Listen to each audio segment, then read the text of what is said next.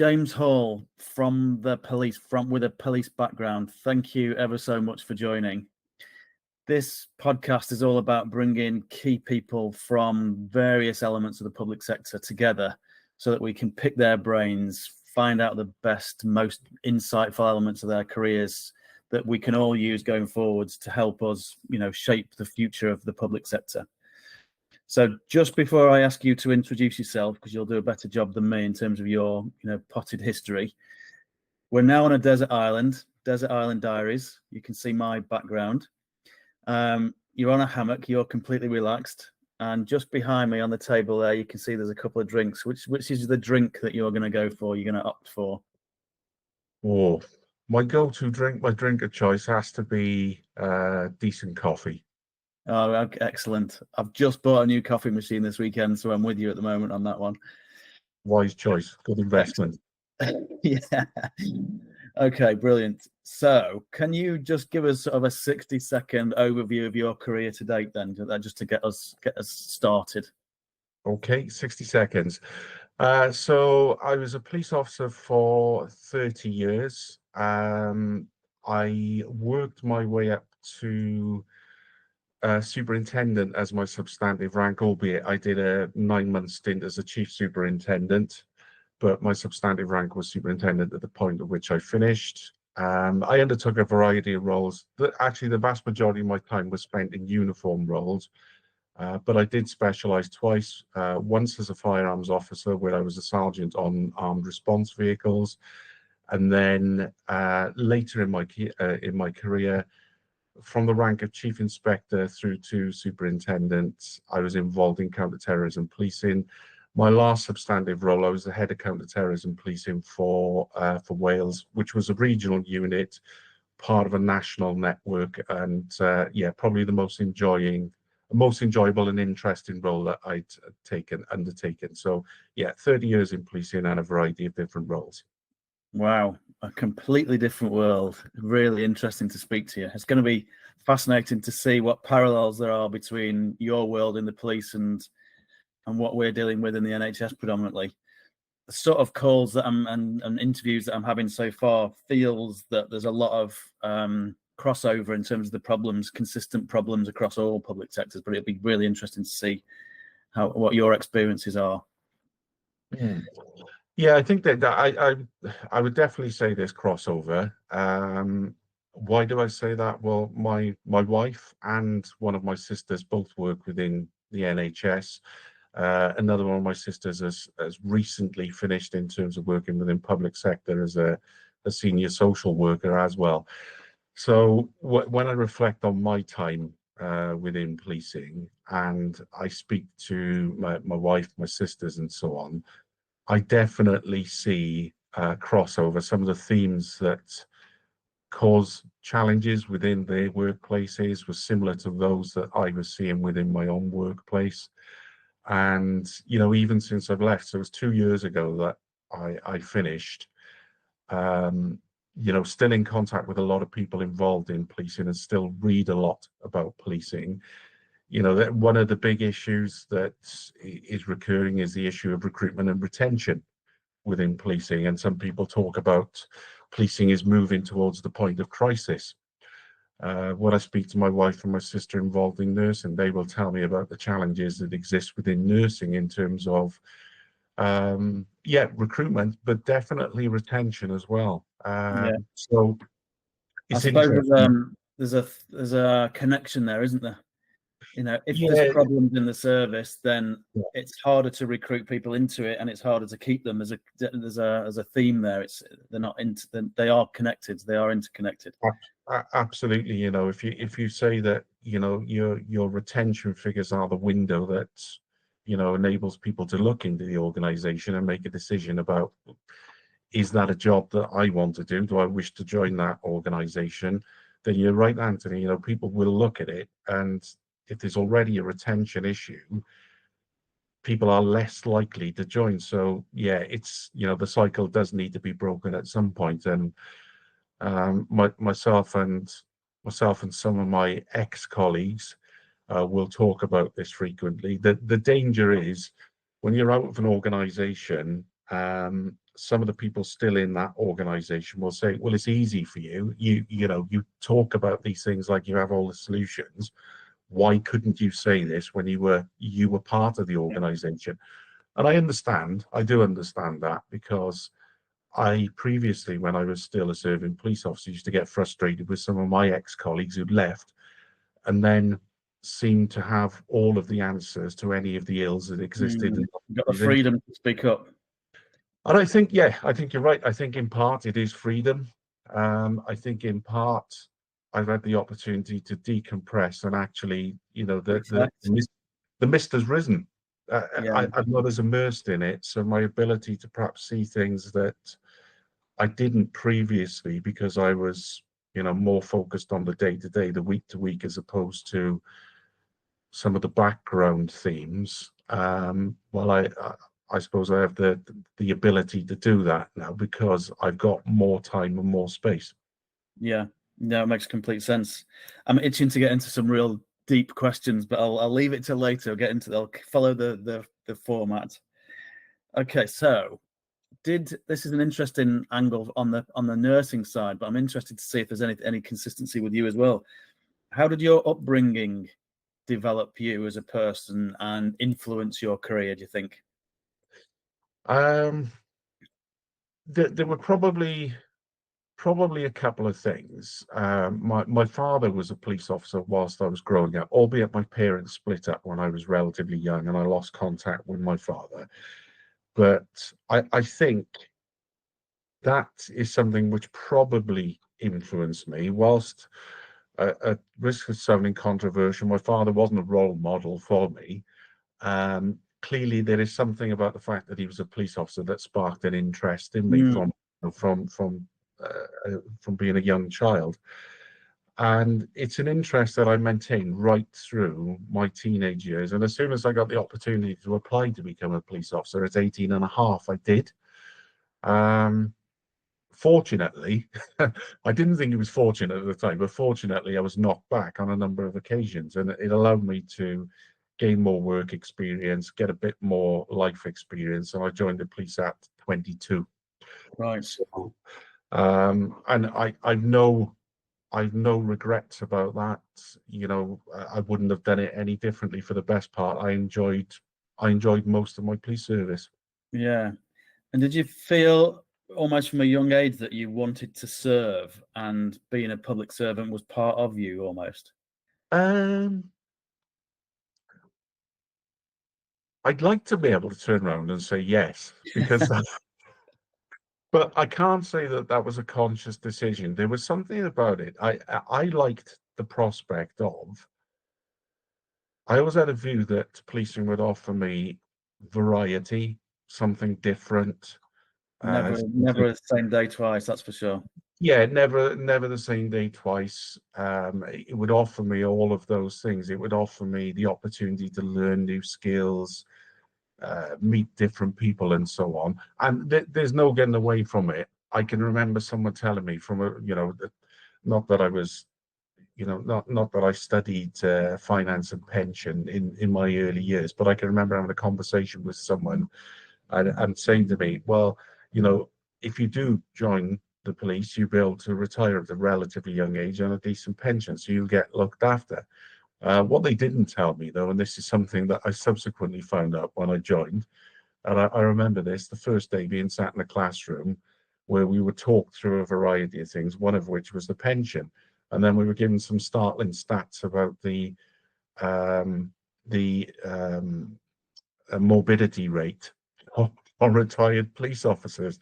And effectively, it was like, well, you get a decent pension because you don't actually live too long once you finish serving. Mm. And it's one of the things that sort of stuck in my mind. But hopefully, like a number of my ex-colleagues, I'll be bucking the trend on that one.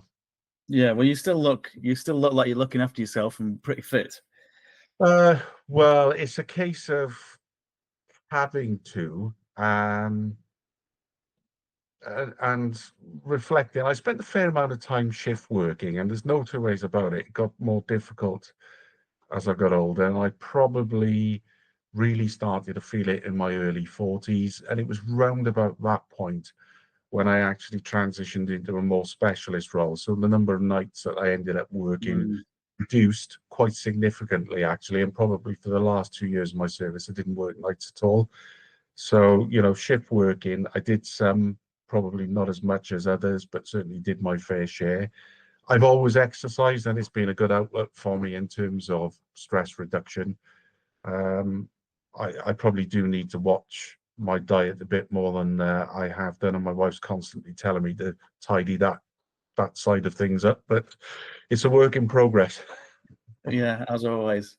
So the stress element then, that's something that I'm interested in. How stressful is it as a policeman? How much overwhelm is involved in the work? And just give us a picture of that so that we can compare and contrast to the NHS. Well, it's an interesting question, and if we go back a little bit, when I mentioned that point around, one of the things which attracted me to policing was that, well, no 2 days are ever the same, that variety and so on and so forth.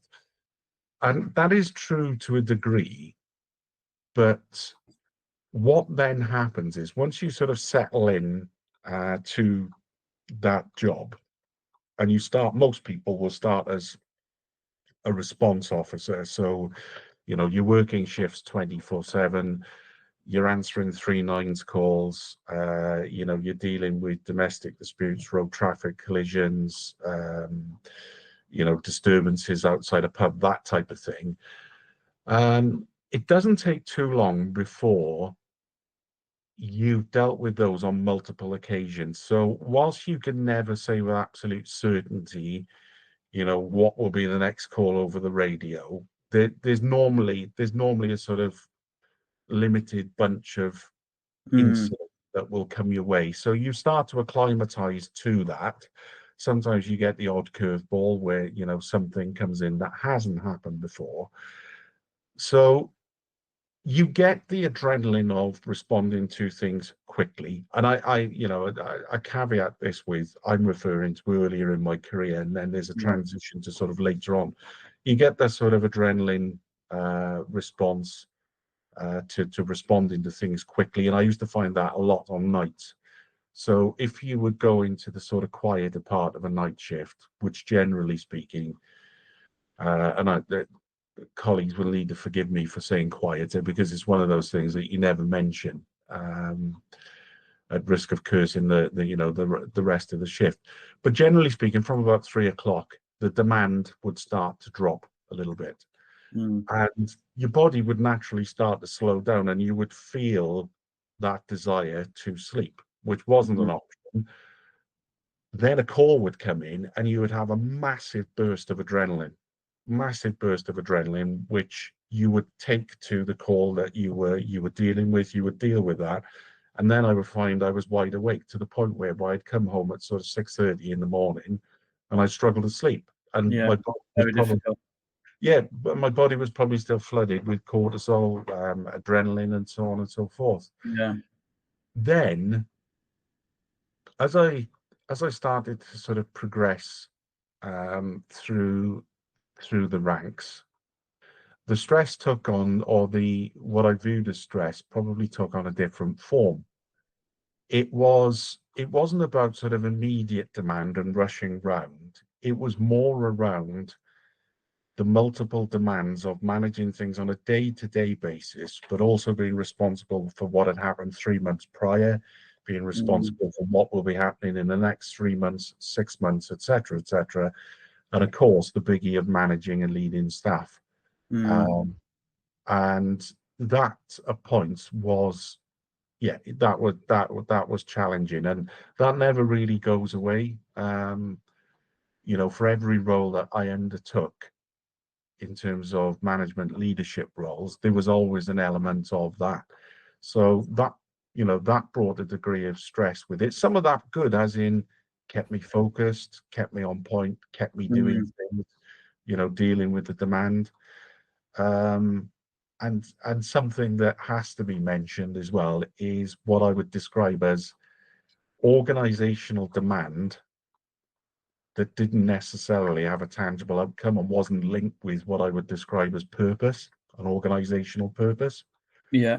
And I think this is not just a policing issue. I think this can apply in any organization, where you look at some of the things you're doing on a daily basis, a weekly basis, and you're thinking, well, how is this actually contributing to, for example, keeping the public safe, which was Yeah. always bottom line mission or purpose, keeping the Yeah. public safe. Sometimes it was difficult to find a connection between some of the things that we were doing, were being asked to do, and that Um, top line purpose. yeah, So such a big issue for me in the book, Fit to Care book, and in the NHS, it's a massive, massive issue for me. Have you got any tangible examples that you can give us in that area? um, there's a few things that spring to mind, and I have to say I didn't find this as much. So bearing in mind my last 7 years or so were in counter-terrorism policing. So my line management to a large degree was based in London, Yeah. um, where I had an exec level boss who was sort of functioning at chief officer level. Now, I always, for the best part, I found the demands there were very closely aligned to purpose. I thought counterterrorism policing was actually very good at that, Yeah. making sure that activity was clearly aligned to purpose. So it wasn't so much about my role there, it was more around my connection perhaps into local policing and how local policing did its business. And it's difficult to say this without it sounding like a criticism. And I've no doubt that, someone listening to this would come back with a narrative to say, well, that was absolutely essential.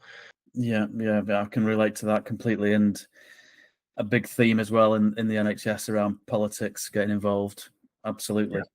Just before I go back to the format, one thing that struck me earlier on was when you were talking about you get to see a series of patterns, and even though there's a lot of variety, there's a lot of consistent patterns in the work. Yeah. Did you ever get a strong sense of, this is almost going political again, oh my God, we've got to sort these fundamental things out in society to stop a lot of these patterns, these repeating patterns? I don't want to put too many words in your mouth with this. I'm just trying to tease out of you without Yeah. creating any bias. No, absolutely. And one of the things, this is something which came to me fairly late on in my career. So delving into some sort of personal aspects. My 10-year-old son has autism and ADHD.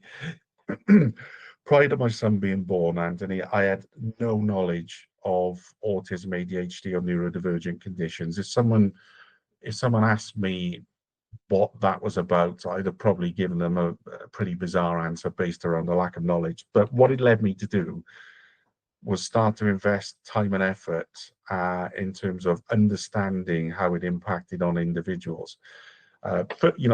Started off as a personal sort of interest, but it then bled over into the workplace. And the reason being, in my counterterrorism policing role, I started to see more people being referred into us with a suggestion of a neurodivergent condition.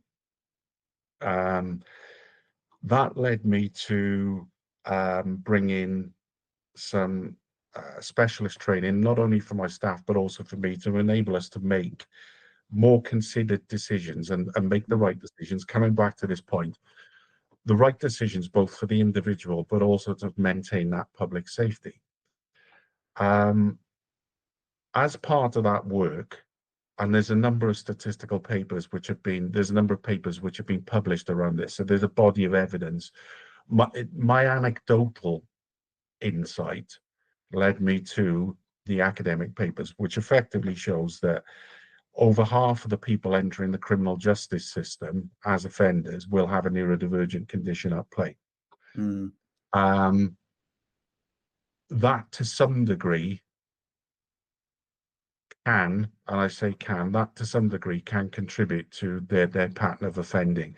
And I'm not I'm not in the business of making excuses for people, but there are that neurodivergent conditions are one of the contributory factors, and it's Yeah. difficult to get away from this when you see, repeat offenders in and out of the system, and then potentially when they are offered an intervention to assist them, because frequently they don't even know they've got a neurodivergent condition. Their chaotic behavior Yeah. is attributed to many things, but the neurodivergent condition is probably a contributory factor. So when I started to sort of realize that, I started to do more work. And in fact, when I came away from policing, one of the roles that I undertook was um, training criminal justice staff in or educating them around neurodivergent conditions with a lady called Amanda Kirby, who's a professor. Um, she's the specialist in this area, but what I brought is the criminal justice experience to assist her in delivering training to criminal justice staff. And it's encouraging, actually. Most of the training that I've done has been with the prison service. Mm. And whilst the prison service comes in for a lot of criticism, as far as criminal justice partners are concerned, my view is they are sort of the torchbearers when it comes to raising awareness within the criminal justice system of the impact of neurodivergent conditions.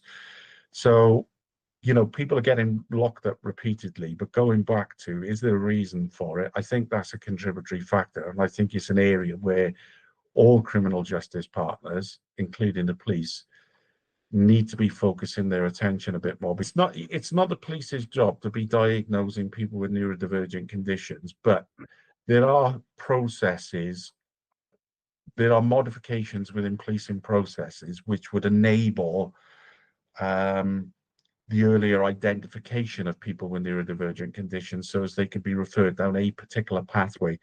It's not giving people an excuse, it's not giving people an out, Yeah. and frequently they will end up still going down through, moving their way through the criminal justice network.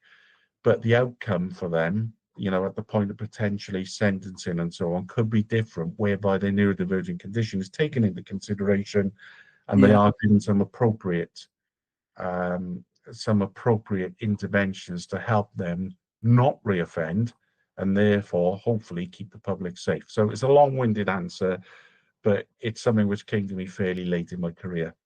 Yeah.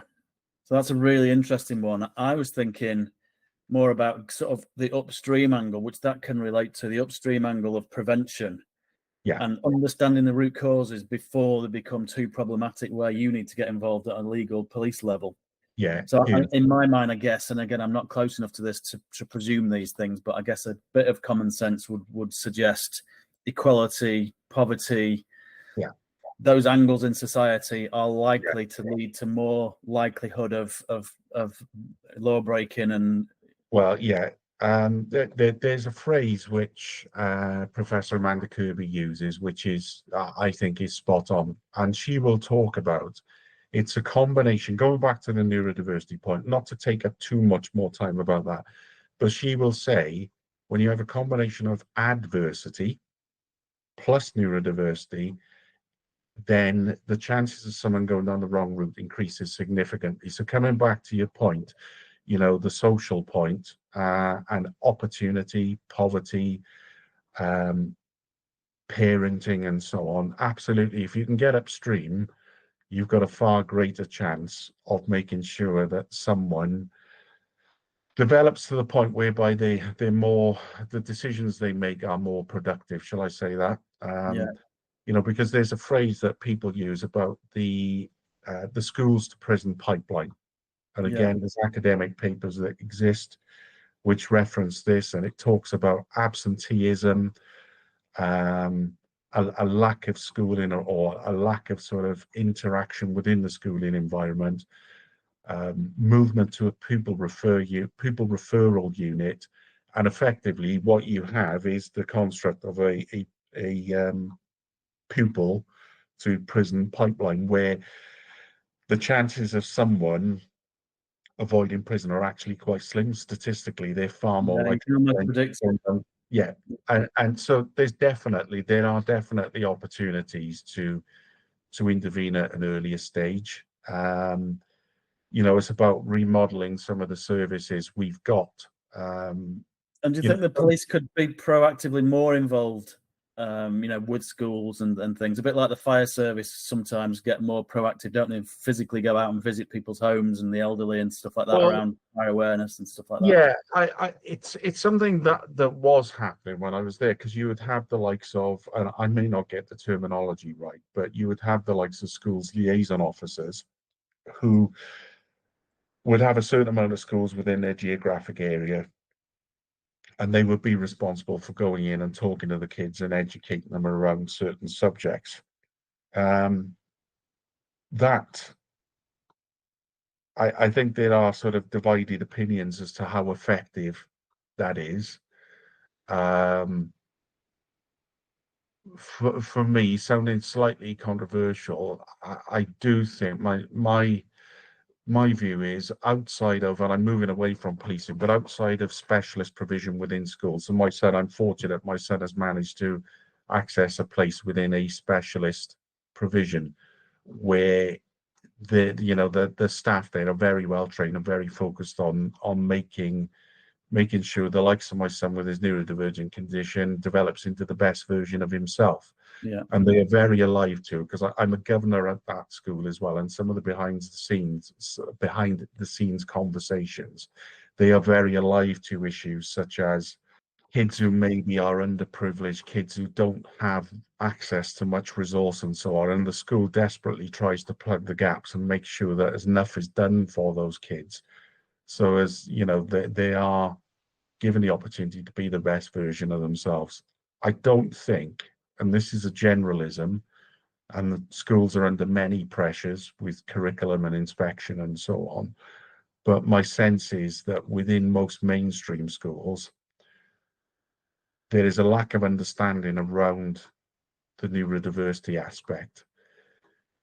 Some of the adversity aspect is understood, but I think there are kids who slip through the net, who are not identified, who don't access appropriate intervention and service, and unfortunately will probably be set on a trajectory which takes them into adulthood, where they're destined to make bad choices and potentially end up moving into the criminal justice system. And hopefully that makes sense. I think that it's a societal issue. You're always going to get poverty. You'll always get social disparity and so on. But it's how does society identify that and try and plug the gaps where it can? Because I do think that's one of the jobs of civilized society, is to absolutely. gaps where it can do. Yeah. Okay, brilliant stuff. I think we could talk about some of these things for hours. Just to get back to the theme of Desert Island Diaries, what have been the biggest challenges that you faced in your career, and how did you manage to get through them? With every promotion process, well, the process itself is always challenging, to the point whereby I'd be immersed in a process. I'd come away from my final interview, and I'd always say the same thing to myself: I'm not doing that again. Why on earth do I put myself through these things? They take so much out of you. Why do I do it? And then, surprise, surprise, I don't know, 3 years later, when the pain of that last process has Yeah, gone, feel like giving birth. yeah, going back to do it again.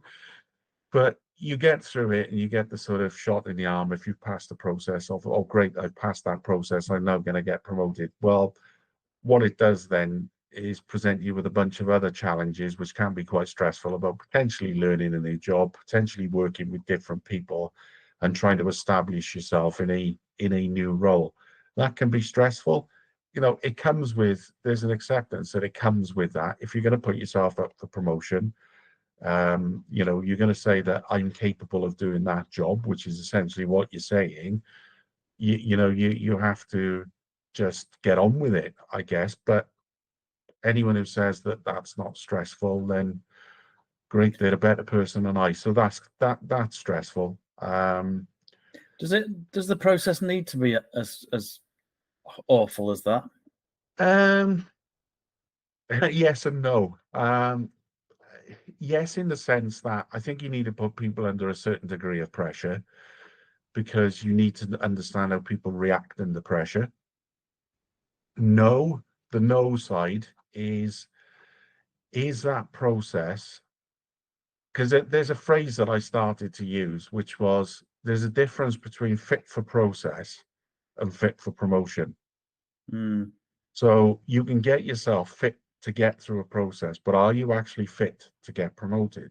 And mm, there's definitely a difference. And I'm not saying it's my phrase, but it's a phrase that I started using, and it came up when I was speaking to a colleague where we were talking about sports such as rugby and football, where you'll hear about people who come back from injury and do lots and lots and lots of training. So they'll say, my fitness is as good as it'll be.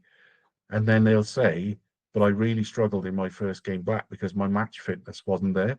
mm, And it started to draw parallels about, well, actually, you can do loads to get yourself through a process. But when you actually come out the other side and start doing a job, are you actually fit for that role?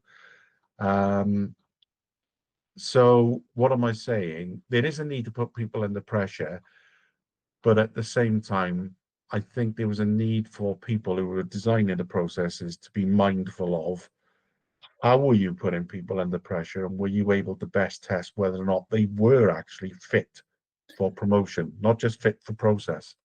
yeah, which almost feels similar to what you were saying earlier around some things that a lot of resources go into are not actually geared towards the Yes, end goal solution purpose. yes, And yeah, almost being fit for process is much more important than fit for promotion, because the process is what we actually do to deliver for the citizens, and that's the key. yeah, yeah, absolutely. And it's a perennial issue for policing. It's something that it's struggled with for as long as I can remember. What is the perfect process? Because for those who get through it, they're not going to be too critical of the process. For those who don't get through the process, they'll have a criticism of it, which may or may not be legitimate. But I have to say, um, I experienced frequently people getting through process who apparently had done exceptionally well in the process, who absolutely struggled when they moved into role. And the reality was they were not ready for that promotion. But Mm, yet they had interviewed particularly well. And that's an issue because there is no perfect process. And I couldn't sit here right now and say, well, here's a better process, but policing struggles to get that one right. It feels a little bit like teaching to me as well. So I know my wife's a senior teacher, and the pain feels very similar. The Yeah. process seems very similar.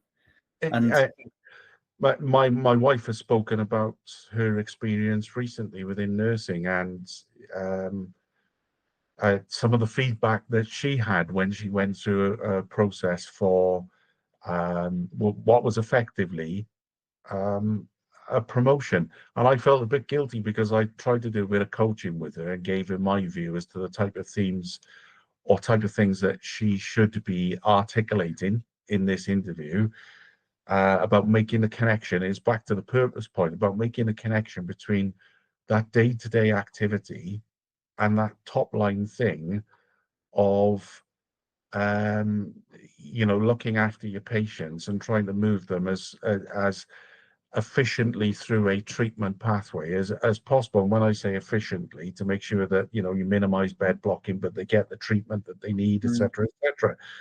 And some of the feedback that she had was, well, we weren't too interested in the connection to the bigger picture. And I personally found that amazing. astounding. Yeah, Um, when she said me, and I thought, well, clearly my way of thinking is out of date. I need an upgrade. I don't think so. Okay, then. So, who have been the people that have inspired you on your journey, and why have they inspired you? What characteristics have they got that you've gone, my God, they're an amazing public sector leader? There's probably been a few people who I've looked up to, um,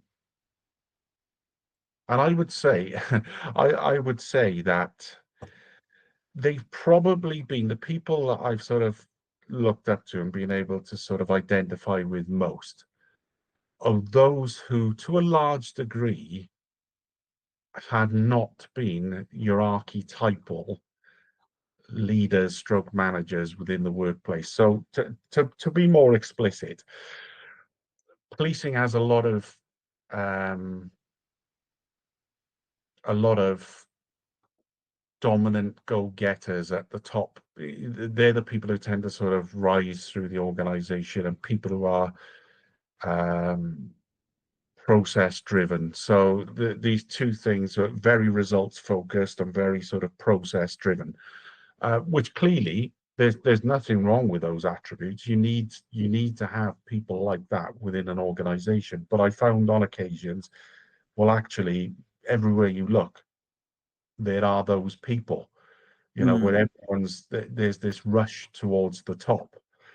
Um, Whereas every now and again, I'd encounter someone who I'll say was more measured in their approach and more subtle in their approach, who absolutely understood the need to move things along, who absolutely understood the needs to do process, but actually had a fairly significant interest in the people around them as well, and realized that if the royal we were to achieve what we were setting out to achieve and had the best chance of achieving, whatever we were looking to achieve, top line again, keeping people safe, you needed to take people with you.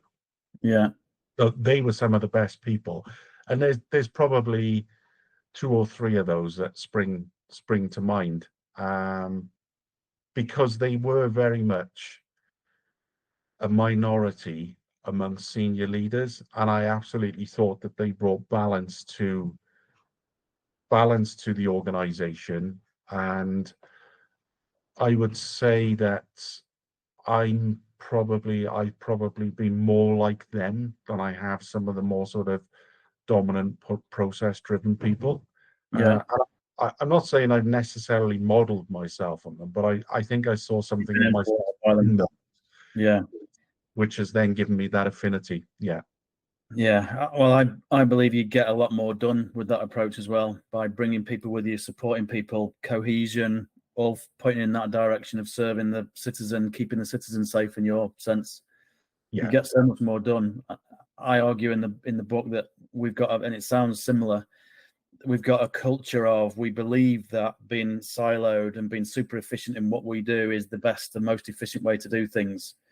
But in those silos, you create gaps with the essential flow of the yeah, service that you're trying to yeah, do with the citizen, yeah. and I that agree. becomes amazingly inefficient. Even on the surface, academically, it seems as though the silos are the most efficient way to go, but actually, in reality, it's not.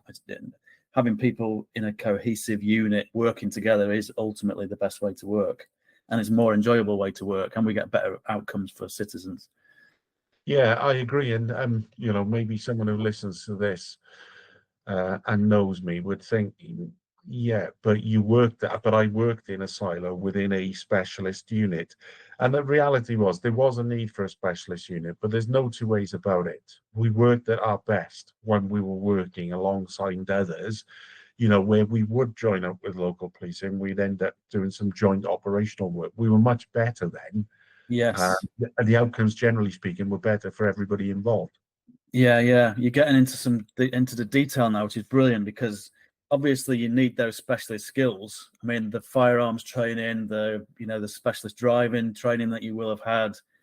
You, God, you need those, don't you, to do a good job of what you're doing in those areas. You need those, but then it's a mindset to be aware and consciously, almost like a cat watching a mouse hole. You've got to be consciously thinking about the other elements in the whole pathway and how do you engage and link You and do. serve everybody in the whole system, as opposed to this is my bubble, I just do my thing, don't Yeah. really care what happens there, I don't really care what happens there.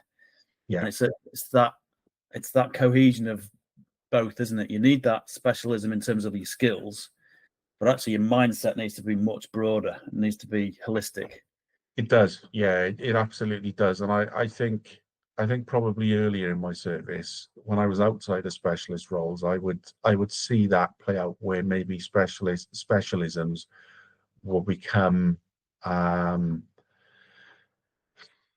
they'd almost become islands. You'd see them functioning, and the connection that existed between the sort of mainland of local policing and the island of a specialist role, you just wouldn't see it. And that normally resulted in ill feeling as well, where if you don't understand what someone's doing, I found that frequently that would result in sounds quite childish, but you'd have name calling and sort of stone throwing, to use that phrase. Yeah, Whereas when you work more closely with people and you started to break down the barriers, then there was that better understanding. The cooperation would ramp up, and surprise, surprise, your chances of, again, back to that top line purpose, you'd have a far better chance of actually achieving what you were seeking to achieve. yeah. Uh, So by definition, with that conflict and name calling, you can physically see that there isn't a cohesion towards that citizen Absolutely. and Yeah, patient and citizen safety. It's clear, isn't it? yeah. I think people just become so immersed in the sort of self-preservation of the area that they're working in, and it's almost easy to forget what's going on outside and lose that identification of, well, let's remind ourselves again, why are What we we're at? here for. Yeah, Yeah, what are yeah, we doing? Yeah, yeah. We're not ticking boxes. We're not just trying to please the boss for the purpose of pleasing the boss. We're actually all here to keep people safe on the streets. yeah, yeah. Yeah, And that used to be a biggie. And this, again, someone listening to me may take this to heart, but frequently you would find there used to be, back some time ago, police staff were called police support staff. And at some point, they lost the support element of their title and just renamed police staff. And I think part of that was about enhancing status. Some people felt that, police staff were treated as sort of second class citizens and so on. Um, and I think by, revamping the title, there was supposed to be some shift in status. But I used to find sometimes some of the units largely staffed by police staff would become very self-serving, and it was difficult on occasion to talk positively about the way in which they supported the delivery of policing as a service. And that didn't apply to everybody. That's not a general comment about police staff, but on occasions, I and others would absolutely see that, where we would think we're trying to do a job here and our job is being made harder by your own sort of rules and your own sort of approach to things, even though you are supposed to be supporting frontline service delivery. mm, Uh, that could get frustrating. And this is not a police officer versus police staff comment, because actually some of the best people that I've worked with, particularly in my last role in counter-terrorism policing, were police staff specialists. You know, someone who maybe was carrying out an analytical role, someone who was carrying out a um, digital media investigator role. Some of these people were subject matter experts, really, highly skilled, very, very committed people. So my point being, it wasn't about individuals. It was more about sometimes silos led themselves to not providing a particularly helpful service to those seeking to deliver policing. yeah, yeah. What three pieces of advice would you give to somebody starting out now, maybe considering going into the police force? So what I would say is, because there's no good me comparing when I started 30 years ago to now, but what I absolutely would say is things such as it's it's a marathon, it's not a sprint. So don't be too tempted to get promoted too early. And I know people do it because there's financial reason. and they think there's scarcity of opportunity. Well, you'll always have opportunity. So take your time, learn your craft, learn your trade, get comfortable in your own skin, and the more experience that you can get when you're a PC, for example, the more it broadens your opportunity as you do start to get promoted. So yeah, take your time. It's the first one. It's a marathon, Yeah. not a sprint. The second one is absolutely look after yourself. Be mindful. And when I say look after yourself, be mindful of your own health and well-being. Yeah, your And mental start, health. Sort of thing. yeah, absolutely. Because a lot of the people joining will be relatively young, and I think when you're relatively young, there's a lot that you take for granted in terms of your health. Well, surprise, surprise, as we get older, things start to go wrong, things fall off. So give thought to that early on. Yeah. How do you best look after your health and well-being? And I suppose the third one is invest in time in people around you and forging some strong relationships where you can. Invest time in those who are likely to sort of reciprocate, whether that's be your colleagues or people slightly further up who'll be prepared to give you a helping hand at points.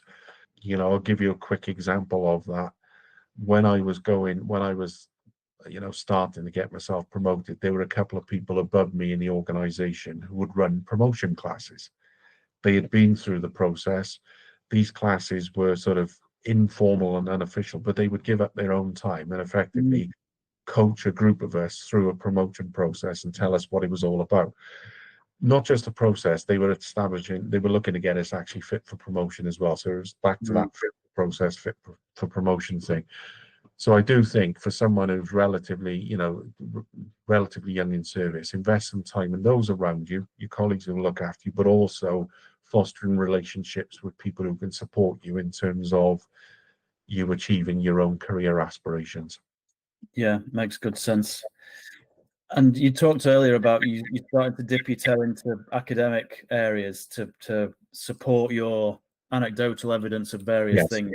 Yeah. Is there any reading or any books that you'd recommend people to get into and to buy on the policing side? Oh, it doesn't necessarily. Um, it's not directly connected to policing, but Anthony, it's the people business. Mm. It's difficult in organizations, and in fact, outside of organizations, we're all in the business of dealing with people. There's a couple of books that I've read, and there's one actually on my desk. It wasn't put here deliberately. It's just one that I've been referencing again recently and recommended to one of my younger relatives. It's that one there, Surrounded by Idiots, Yeah, can see it. by Thomas Erickson, and it's quite funny because the title itself, I think, I think we can all have moments when we can come home after a day's work or a day of interacting with people and think, I'm absolutely surrounded by idiots. What is going on? And I've no doubt I had that, a day like that last week. yeah, I, it can happen frequently, but I've no doubt some of those people that we would categorize as idiots are probably thinking exactly the same about us. So Yeah, essentially, this book is trying to tell you, this book tells you, it's not trying to, it does actually tell you about, well, look, there will be people you interact with on a daily basis, all of whom have different attributes. If you start to understand how those different attributes manifest themselves in the workplace and so on, and you also have a better understanding of yourself and your own attributes, it makes for easier interaction with them, less collisions, more productive interactions, which can only be a better thing. Going back to that sort of, that collaborative approach. If you've got a big organization and you can get more people interacting positively, you're more likely to get them working towards that common purpose, which sounds quite highbrow, but actually, who wouldn't benefit from an understanding of their own attributes, others, and how you work more effectively with them? Absolutely. Yeah. Okay, that looks like a good one for us all to get. Yeah, it's a good book. Given the pressures and the tensions and the budget cuts and all the rest of it over the last, I won't get too political, X amount of years, what's your vision of the police force going forwards? And have you got hope that we can make things better? Always hope. I always hope. It's difficult to spend almost 30 years in an organization, step away and completely dissociate yourself from it. And whilst, I've no yearning to go back into policing because I think I did my time there, I enjoyed it, but it was the right time for me to step away. But there's a lot of negative publicity about policing at the moment. A lot of the factors that you just talked about there, it does appear that the biggie, or the way in which the problems are manifesting itself into this recruitment stroke retention issue, which is difficult because from a service provision perspective, how can you effectively keep the public safe when you don't have enough people to do it? Yeah.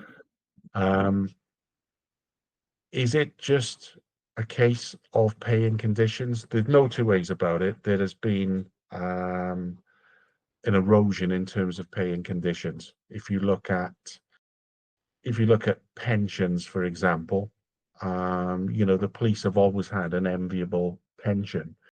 I was one of the last, my sort of cohort and group of service were one of the last to be able to step away, with being able to access a pension at 30 years. And I'm very mindful when I say that.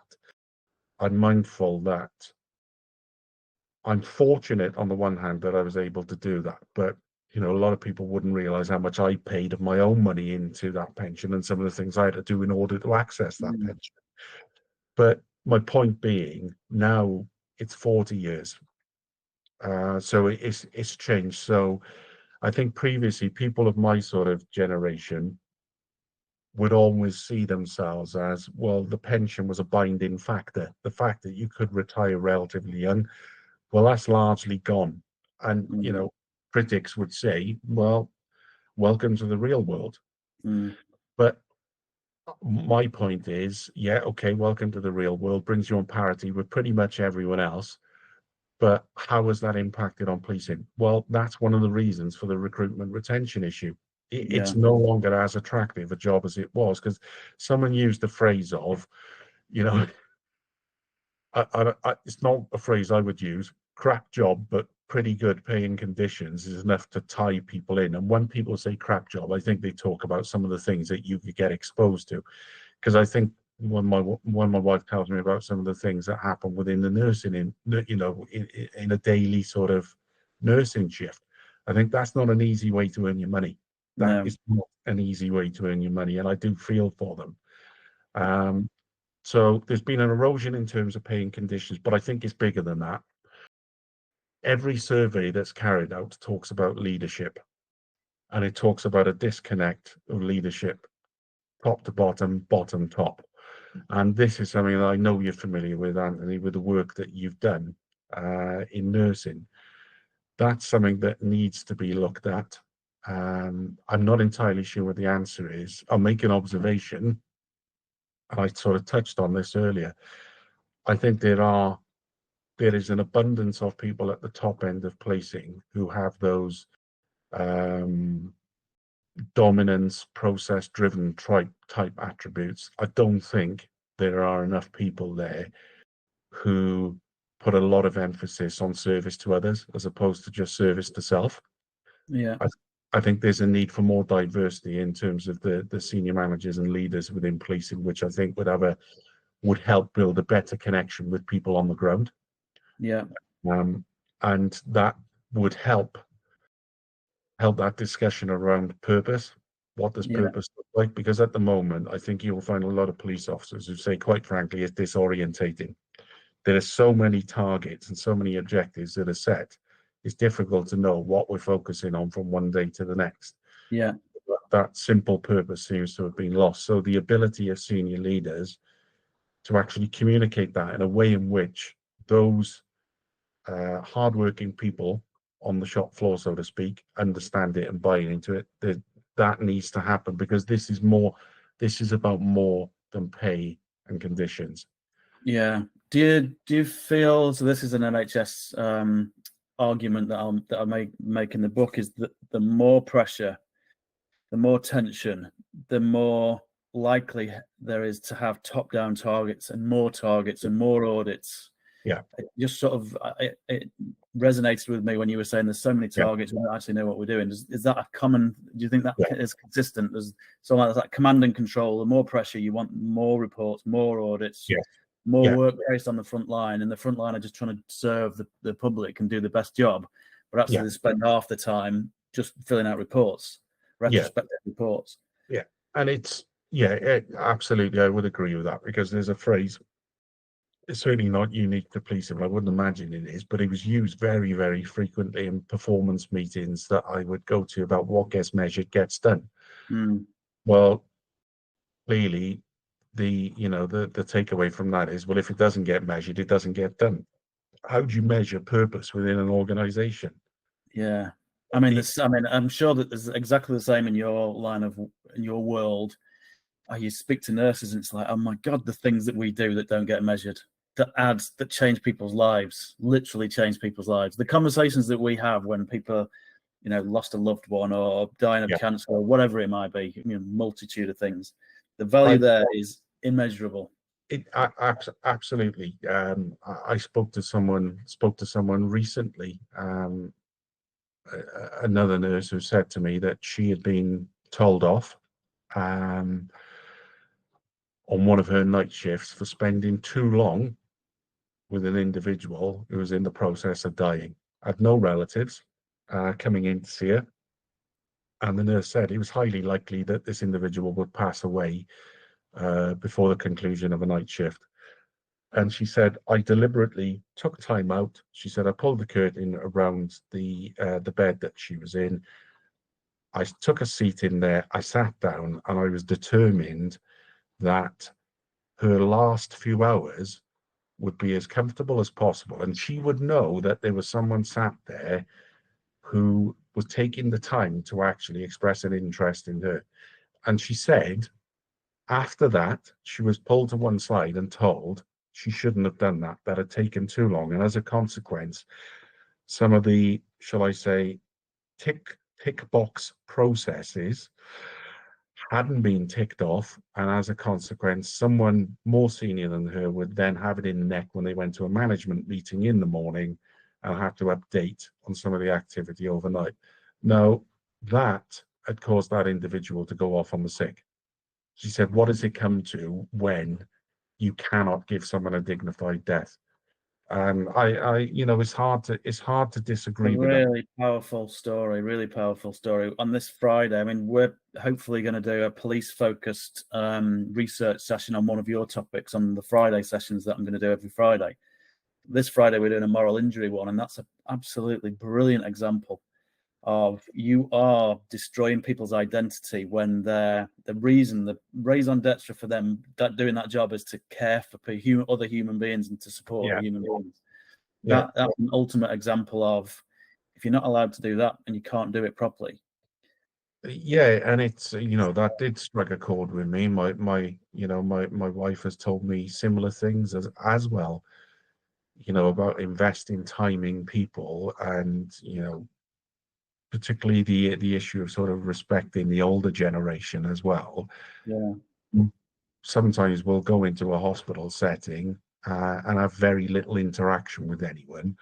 And she was saying, some of them have such a story, there's so many interesting life stories that they can tell, but they don't have the opportunity to actually interact with people. And she said, sometimes I will sit down and I'll make time to, to allow them to have that sort of interaction and that yeah. conversation. Often at the consequence of having to do a load of overtime, unpaid overtime, just to tick the other boxes. But Yeah, fundamentally, that's what you're there for Yeah, as a human absolutely. being. I think all of us, all of us, if we were asked the question, if we were in that position of being, an elderly person with not too long to live, would we like the opportunity to potentially interact with someone? Yeah, we probably would. And, giving you Yeah, that. I'm guessing there'll be similar scenarios in the policing setting where you've got a distraught person that's been Yeah. abused or beaten up or whatever, and you just need a little bit of time with them. Yeah, you do, because there's a danger, and I think this applies across public sector, whether it be, going to your GPs for an appointment, whether it be being an inpatient in a hospital, whether it be someone who's called the police. There's a danger that we end up becoming too much of a conveyor belt system. Which, look, that needs to exist to an extent, being realistic Yeah, about it. When you've got demand for service, you can't, you can't spend indefinite periods of time on one matter. You need to be able to manage your time, but do so with a degree of humanity and do your yeah, and best it's also to if you actually if you find. don't do a good enough job, it becomes false economy because there's always failure demand. So there's always a case where we Absolutely. don't have enough time to diagnose something, then it comes back several times and it goes through the Yeah, system in the wrong places. And the system itself is overwhelmed with overwork because it was never dealt with properly right at the start. yeah, That's that's just right. a fundamental rule of life in every segment, every industry, that if we don't get the things right the first time, it always comes back to bite us.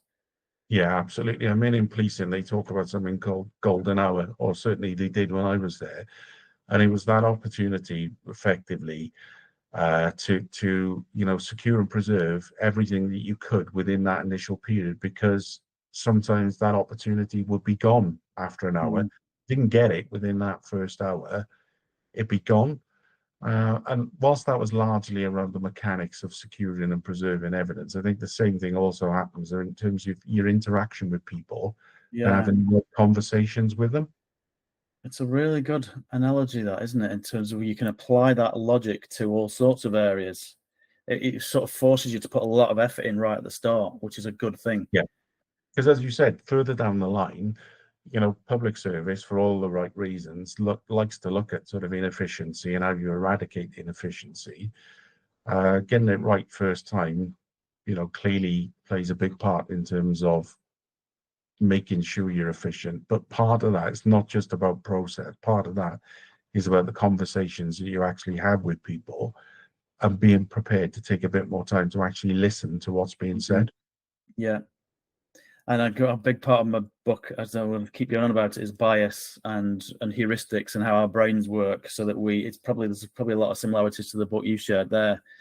It's easy for us to jump to conclusions that we know what we're talking about. We know it all. So we'll make a conclusion from up on high, senior management. We know what we're doing. There's the decision. Get on and do it. As opposed to, you've got to do a lot of listening at that frontline level to really know what's going on, to really get that cohesion between the top and the bottom, so that the service is genuinely doing an optimal job of serving the citizen and keeping them Right. safe. And Spot on. And there was another recent conversation about that sort of listening and the heuristics aspect of it, because I think this is the same thing. I read a book previously by Daniel Kahneman about thinking fast, thinking slow. yeah, classic book, Yeah, that one. yeah, good. But I ended up doing that. I think I was doing, it was related to an academic qualification that I was studying, but I can remember reading the book thinking, that's really, really interesting, because as demand increases on us, as the level of demand around everything going on around us, you know, media, conversations, whatever it might be, there's all of this incoming information, and Yeah. clearly, as people, we need the ability to be able to filter that. So having those very sort of short processes which enable us to make decisions clearly is advantageous. But it's the thing that I took away from the thinking fast, thinking slow is, well, actually, there is a need to have a foot on the ball moment and go back to the thinking slow Yeah. and start to consider, right, okay, then that's what my instinctive, very quick thinking is telling me. But let me just take a little bit of time now to see what is influencing at its core, what is influencing my decision making. And Yeah, it does come back to, it's the Daniel Kahneman book, plus the Surrounded by Idiots book, about taking that bit of time to sort of step back and yeah, why we think and say the things we do. yeah. Which is a brilliant little segue into the session I'm hoping we'll do on a Friday afternoon, which is Insight Genie can help us Yeah, very quickly and very easily to get a much broader view on things yeah, from different perspectives, so that you can just go, I hadn't thought about that. yeah. Simple as that. Just, I think I know what's going on. I've got it sorted. This is what we're going to do. But just that step back, it almost forces you to put the foot on the ball, as you were just saying. Just, oh my God, I hadn't thought about that. There's something that I just hadn't even realized. That can be the difference between success and failure. That can be gold. Well, yeah, absolutely. Because, I suppose we all like to think as we're getting older, we're acquiring more knowledge and wisdom. But the reality is, there's an awful lot it's an awful lot we don't know. Back to my favorite quote, all I know is I know nothing, the Socrates quote. It's so true. Earlier on you were talking about I'm bombarded with information, incredible amount of information when you study this Yeah, stuff. It's impossible for the human brain to get even close to understanding and comprehending it all. So it is always that balance between what we can assimilate and what we can't, trying yeah, to optimize that, so we make the least amount of biased decisions we possibly can. That's the game that we're all in. yeah, I think. absolutely. So, anything which helps improve that connection top to bottom, bottom to top, whereby the decision makers are accessing as much information as possible from as many sources as possible. That can only be a good thing. Yeah, Um, you know, hopefully to make you're right, and it all ties. effective decisions. It all ties together when you think about it like that. The top to bottom, bottom to top. I love that, because when you can genuinely do that, that's when you've got the cohesion to serve, and the purpose, and everything aligns. It's all cohesive and aligned, and it works then.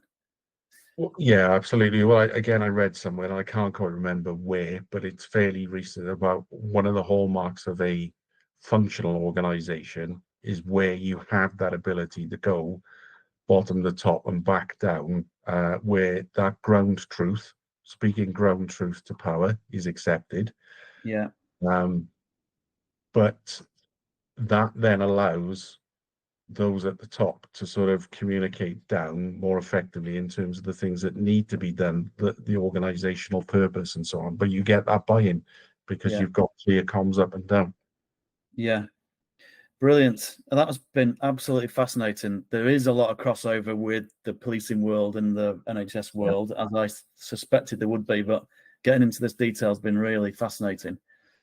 Really looking forward to us working together going forwards, because I'm sure there's a Yeah, lot we can do, I likewise. agree. The Yeah, tools and techniques that we can use to help the NHS, I'm sure we can do with the police as well. And just personally, it just seems crazy that your experience and skills are not. I mean, you are still consultancy support, aren't you, into various yes, yeah. agencies? So it's not lost, but it seems crazy to me that the police have let you go.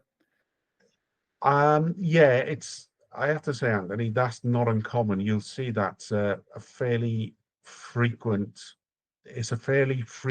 observation that a lot of ex-police officers, police officers who finish their service will say that there's a lot of knowledge and experience that could be put to good use.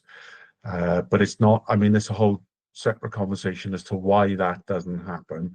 Mm, Um, but yeah, I do agree with you. I find it interesting to talk about, and it's definite because it's not just a policing issue. I mean, we discussed a few different public sector organizations, and they're big, big organizations that consume an awful lot of money. And it's in our best interest that they're all as effective, focusing on the right things that they can be, and doing it as efficiently as possible. It's in our best interest to do that. So any conversations around that, I certainly haven't got all the answers, but I may have something to contribute to the conversation. yeah, absolutely. Well, I'm really looking forward to us doing more stuff together going forward. So Yeah, thank you ever so much for the time. yeah. We've gone over, but it's too good not to talk about. So thanks ever so much. Well, thank you. I'm grateful for the opportunity. Yeah, I think the thing. Yeah. Thanks, Brilliant. Anthony. Thanks a lot.